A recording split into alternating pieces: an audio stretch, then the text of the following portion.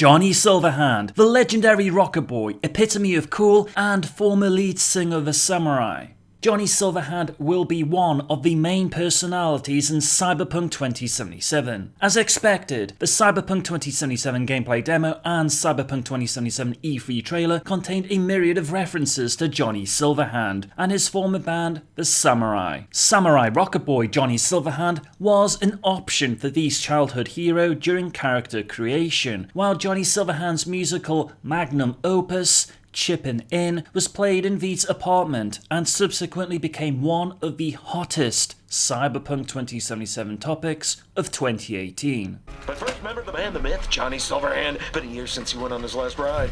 All you gunks sitting in the afterlife nursing that scotch waiting for something better. You know what I mean. Furthermore, as V is on her way to meet Jackie, a vendor mentions Johnny Silverhand's debut album, commenting that Johnny Silverhand's music has been downhill ever since. The prospective buyer replies, there could be some truth to that. Silverhand's debut album, that downhill ever since, if you ask me. Could be some truth to that. In addition, there is graffiti on several walls with the question, where's Johnny? Johnny Silverhand's iconic Samurai Oni image appeared on many posters, both in V's apartment and throughout Night City. The samurai jacket in many ways has become one of the main symbols of Cyberpunk 2077, with many fans wanting their own samurai jacket, perhaps as part of the Cyberpunk 2077 Collector's Edition. As Mateusz Tomaszkiewicz, Quest director for Cyberpunk 2077, received an official samurai jacket for his 10th anniversary working at CD Projekt Red, it does provide some hope that the samurai jackets might become publicly available. So, who is Johnny Silverhand? Johnny Silverhand is known in Night City as a famous and idealistic singer with a signature silver chrome cyber arm. The Samurai were a group of rebellious musicians whose music focuses around revolt and distaste for authority. As well as a highly successful solo career, his band The Samurai includes a fellow famous rocker boy, Kerry Eurodyne. Johnny Silverhand's discography includes notable hits such as Chippin In and Never Fade Away, which are songs the player will hear while traversing Night City in Cyberpunk 2077. They offer a melodic reminder to the historic troubles that have plagued Night City. Other songs from his Cool Metal Fire album include Dancing with My Axe, The City, and Flashing Lights. Prior to the release of the Cyberpunk 2077 gameplay demo, there was initially some doubt as to whether Johnny Silverhand would make an appearance in Cyberpunk 2077 based upon the information provided in the Cyberpunk 2020 Firestorm sourcebook. Firestorm was an attempt to bridge the differences between the second and third edition Cyberpunk 2020 rules. Set in 2024, Arasaka mobilized the Japanese Defense Force to take on Militech and the American military. Due to cyber viruses corrupting databases worldwide, the isolated Arasaka Tower's arcology in Night City was the last viable data storage mainframe. Militech gathered together a dream team consisting of the best operatives Night City had to offer, including Johnny Silverhand, Morgan Blackhand, and Spider Murphy. Their mission: to take out Arasaka's arcology with a nuclear demolition charge. During the mission, the team finds out that Alt Cunningham, Johnny Silverhand's girlfriend, was captured by Arasaka and turned into a digital ghost inside the Arasaka mainframe. Of course, Johnny Silverhand won't let Alt Cunningham die a second time, so he attempts to rescue her. Johnny Silverhand met his end at the hands of Arasaka's cyborg assassin, Adam Smasher. His death gave Hackerette friend Spider Murphy the opportunity to break Alt into a series of data packets and download her into the net. Morgan Blackhand then takes on Adam Smasher atop Arasaka Towers while the rest of the team is evacuated. The outcome of the duel is unknown because the nuclear demolition charges Morgan Blackhand deployed set off the self-destruct bomb Arasaka had placed in its data core. This destroyed most of Night City and contaminated the ruins with lethal fallout. Normally, one would think this would be the end for Johnny Silverhand, but my Pondsmith has now confirmed Johnny Silverhand and Morgan Blackhand survived the nuclear detonation and will be appearing in Cyberpunk Red. They're around. That's all I'm going to tell you. But I will tell you this, Adam Smasher is not around. Johnny Silverhand rose to prominence in the Cyberpunk 2020 fanbase as the protagonist in the introductory scenario Never Fade Away that gave new players an opportunity to learn how to play Cyberpunk 2020. Covering events before Firestorm, Johnny Silverhand was involved in a deadly cat and mouse game with Arasaka. This story began in the Atlantis bar, also the name of the bar CD Projekt Red set up at Gamescom 2018, and the player needs to help Johnny Silverhand save Alt Cunningham. Alt Cunningham was a super wizard class netrunner and the person who developed Soul Killer. Soul Killer is a program that uses an advanced matrix recorder to copy the entire personality of an intruder, storing it in a huge database. It then wipes the original personality away, leaving a mindless husk that eventually dies. Arasaka wanted to acquire Soul Killer and so kidnapped Alt Cunningham, forcing her to develop a version for them. During the Never Fade Away scenario, the Soul Killer is used on Alt Cunningham,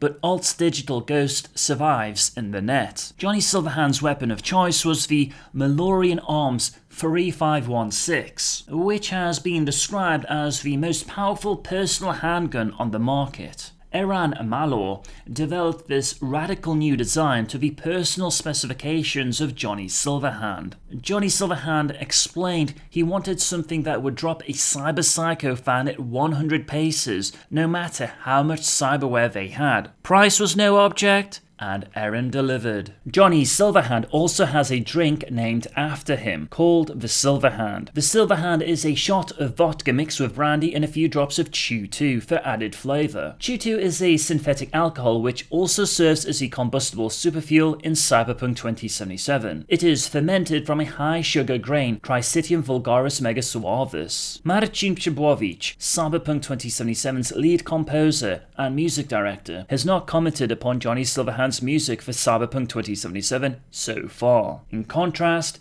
Mike Pondsmith revealed that he wrote the original Johnny Silverhand song Chippin In when he used to play the brass in a real band. The Chippin In music from Cyberpunk 2077 is somewhat different from his original song, so he likes to view it as a cover. Mike Pondsmith used to have an entire album of Johnny Silverhand material, which he sold on cassette tape. Mike provided some of the lyrics to the original Chippin In song, which are currently on screen for your perusing pleasure. In Cyberpunk 2077, the player cannot specialize as Johnny Silverhand's class, Rocket Boy, but you will most certainly encounter many Rocket Boys in Night City. So, who are the Rocket Boys? To set the scene, imagine Johnny Silverhand gyrating at the edge of a stage, the hypnotic beat throbbing from the speaker stacks to either side of him. Driven by energy and fury, Silverhand bears his soul to the audience. Captivated by Johnny Silverhand's fire, the crowd's emotions become his personal plaything to be directed at will. His word,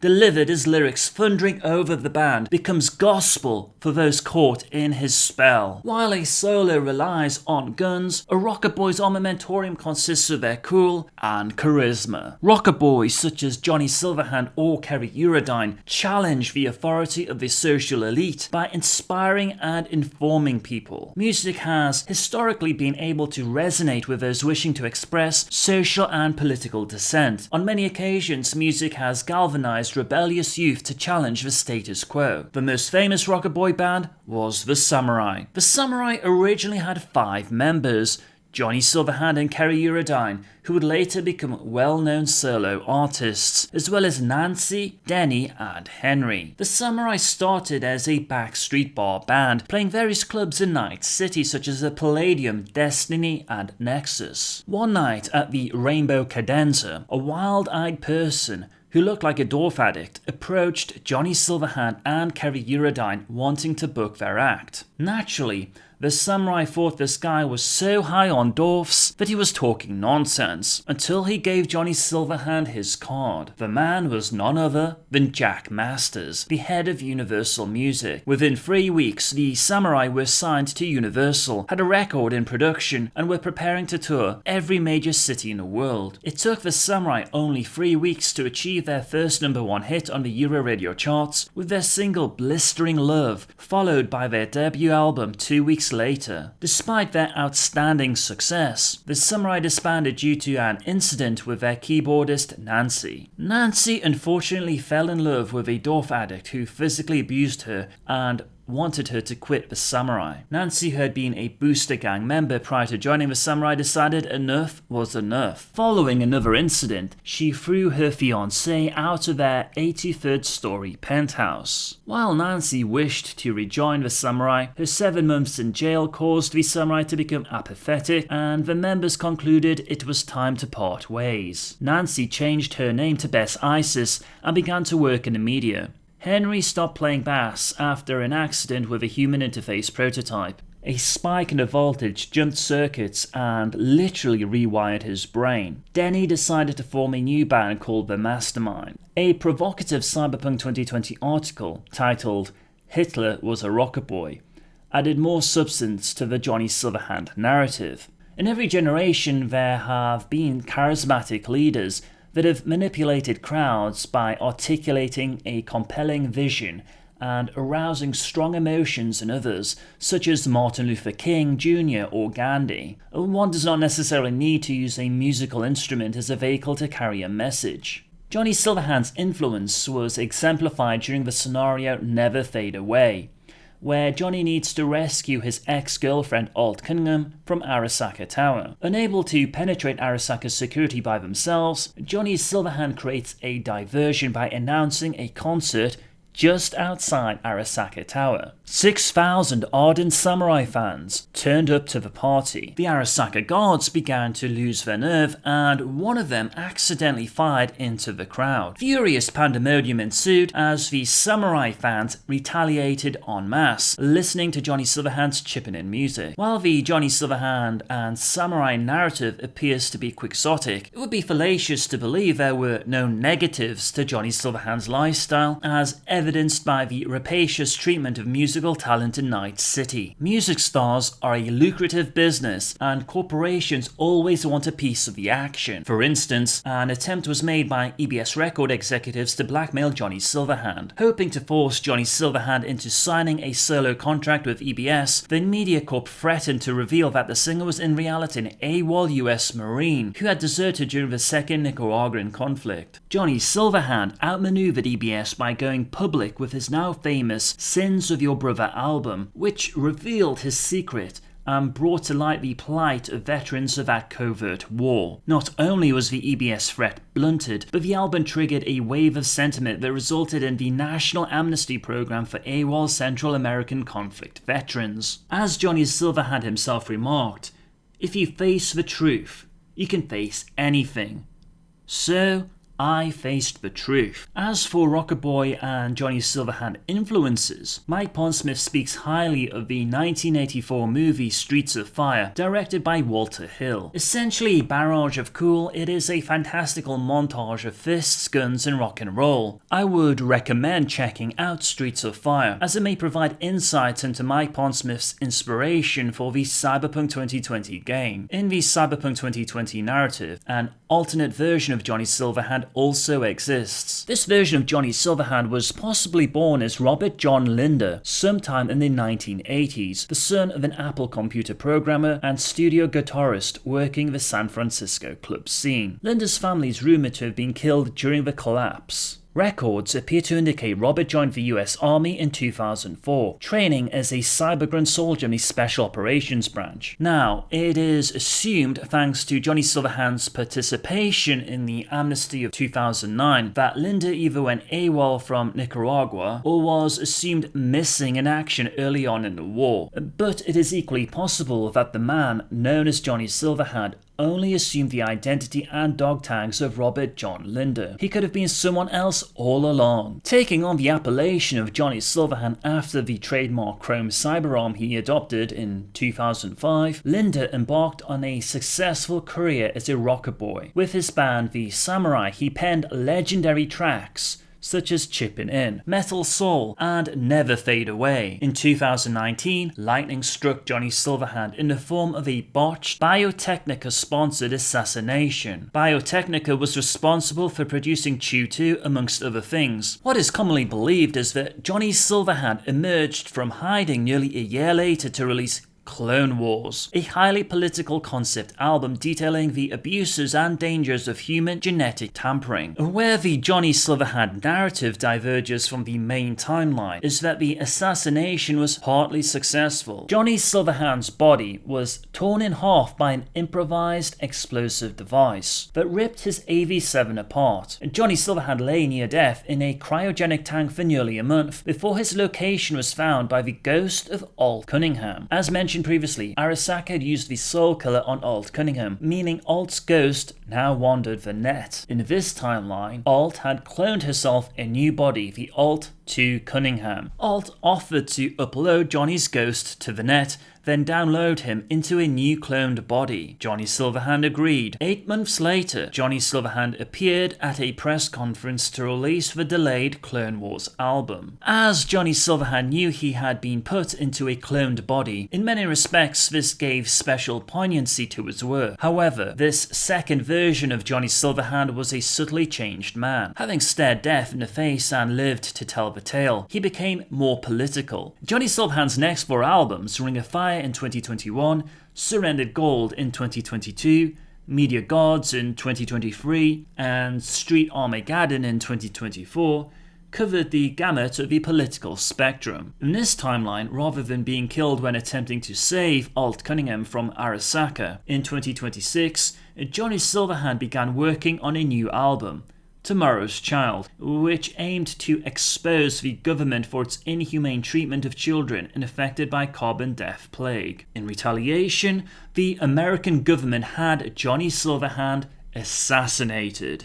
Once again, Alt Cunningham steps in and creates a clone from the frozen tissues and ghosts of the original Johnny Silverhand. Unfortunately, as it was the original Johnny Silverhand, he had a 7-year memory gap. Alt this time told Johnny Silverhand the truth, that he was a 3rd generation copy, and if he so wishes, was practically immortal. This Johnny Silverhand called himself Mr. John Silverhand. As for the iconic samurai image used by Johnny Silverhand and seen on the samurai jackets, this is somewhat ambiguous. Men Yoroi are the facial armor worn by samurai. However, the symbol also appears to include elements of an Oni. In Japanese folklore, Oni represent demons, although translations also depict Oni as ogres or trolls. Typically, being red or blue with distinct horns, it reflects the Japanese belief in a spirit world in which demons carry out their roles of punishing the unjust and evil. As far as I am aware, an explanation for the samurai appellation or the symbol was never given in the Cyberpunk 2020 narrative, so perhaps this is a topic CD Projekt Red and Mike Pondsmith may clarify in Cyberpunk 2077. As for Samurai Cyberpunk 2077 music, it will be intriguing to hear the new material that CD Projekt Red will bring to the Cyberpunk 2077 narrative, particularly as Chippin In already sounds awesome. In the Cyberpunk 2077 gameplay demo, V also has samurai records and posters in her apartment. One poster had 31st of May, New Orleans written on it. At this point in time, it is unknown if this date has special meaning or not. It could simply be a poster V has from attending a samurai concert in the past. The word brosif also appears on the poster. While slang for friend, it is the name of a drink CD Projekt Red were serving at their Atlantis bar at E3 2018. 2 more drinks appear on the poster, Spunky Monkey and Nicola Soda, both of which were available in the Cyberpunk 2077 gameplay demo. The word boomelant also appears. Boomelant is a Polish word for absentee or a lazy person. Quite infamous in Poland as a phrase on propaganda posters, but currently its meaning within the Cyberpunk 2077 lexicon or association with a samurai is unknown. While it is still unknown whether Johnny Silverhand will physically appear in Cyberpunk 2077, if CD Projekt Red decide to adopt the clone narrative, this would potentially open up a myriad of interesting quest material. And in the words of Johnny Silverhand, remember, always take it to the edge. It's the cyberpunk way.